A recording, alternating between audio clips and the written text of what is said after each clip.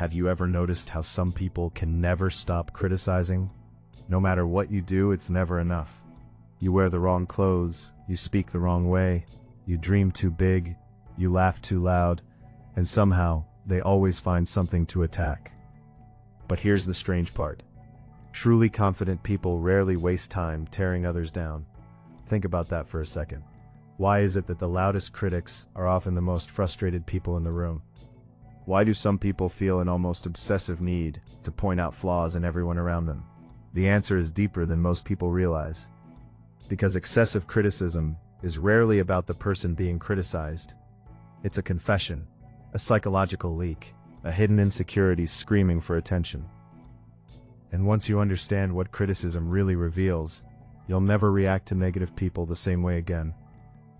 In fact, this single realization can completely change the way you handle relationships, work, friendships, and even your own self-esteem. Because sometimes the people attacking you are accidentally exposing themselves more than they're exposing you. There's a reason criticism hurts so much. Humans are wired for social acceptance. Thousands of years ago, being rejected by the tribe could literally mean death. So when someone constantly judges us, our brain reacts as if we're under attack. That's why one negative comment can stay in your head for weeks, while 10 compliments disappear in minutes. But here's what most people never learn. Criticism comes in two completely different forms.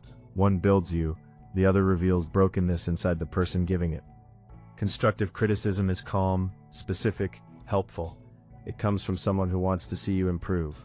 Toxic criticism feels different. It feels personal, emotional, aggressive. It's not designed to help.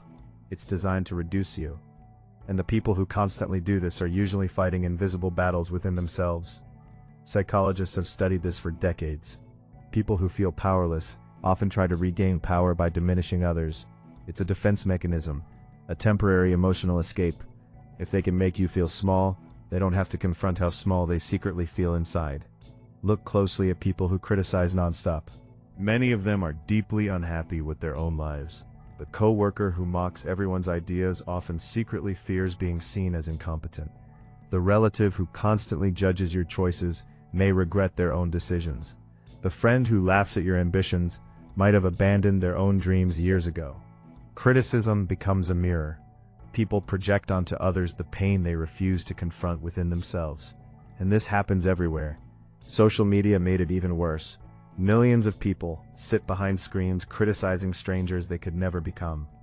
Someone posts a success story, and instantly the comments fill with negativity. Someone gets in shape, starts a business, buys a house, follows a dream, and suddenly critics appear from nowhere. Why? Because your growth reminds them of their stagnation, your courage exposes their fear, your discipline highlights their excuses, and instead of improving themselves, they attack the reflection that makes them uncomfortable. One of the most dangerous things about chronic critics is that they often disguise themselves as honest people. They say things like, "I'm just telling the truth," or "I'm just being real." But honesty without empathy is cruelty wearing a mask. Real wisdom doesn't humiliate people. Real confidence doesn't constantly need an audience to feel superior. Think about the strongest people you know. The most secure people rarely obsess over tearing others apart. They don't need to. Their identity isn't dependent on comparison. But insecure people survive through comparison. They constantly scan the room looking for someone to place beneath them psychologically. It gives them temporary relief, temporary significance, temporary control, but it never lasts. That's why they keep doing it over and over again. Criticism becomes emotional addiction, a cycle of negativity that slowly poisons their relationships and their own peace of mind. And here's something even more disturbing. Constant criticism can become contagious. Spend enough time around negative people, and eventually you start becoming negative too. You begin judging yourself more harshly, you overthink everything, you stop taking risks, you censor your personality, you become smaller just to avoid attacks. This is why environments matter so much. Some people drain your confidence every time they speak, others expand it, and the difference can completely change your future. Imagine two versions of the same person. One grows up surrounded by encouragement. The other grows up surrounded by constant criticism. Same intelligence, same potential, completely different outcome. Because words shape identity more than most people realize. Repeated criticism slowly becomes internal dialogue. And once someone starts criticizing themselves non-stop, they carry the critic inside their own mind, even when nobody else is around. That's why some people become addicted to pleasing everyone. They learned early that criticism equals danger, so they spend their entire lives trying to avoid disapproval. They become exhausted trying to be perfect for people who will never be satisfied anyway.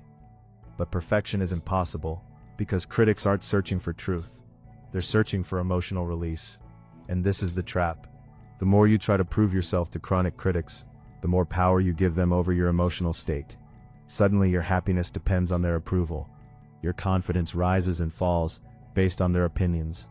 And that's exactly why emotionally intelligent people eventually stop explaining themselves to everyone.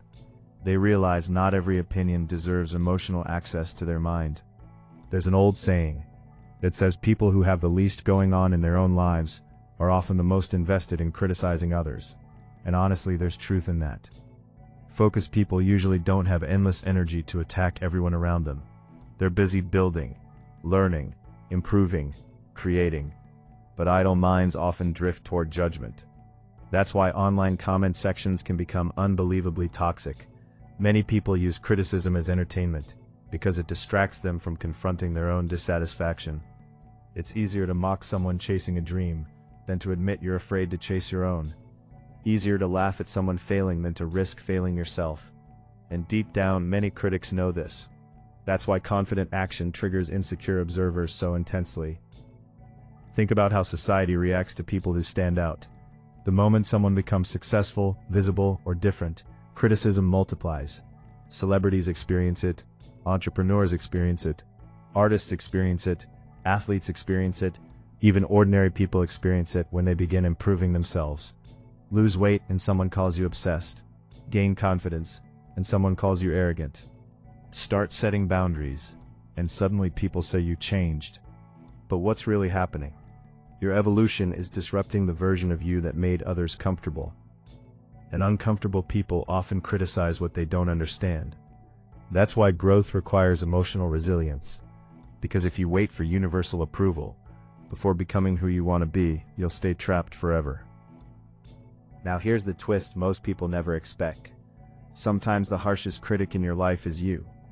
And that internal voice usually came from external voices repeated over time. Maybe it was a parent who constantly pointed out flaws, a teacher who embarrassed you, a partner who made you feel inadequate, a group of people who mocked your dreams.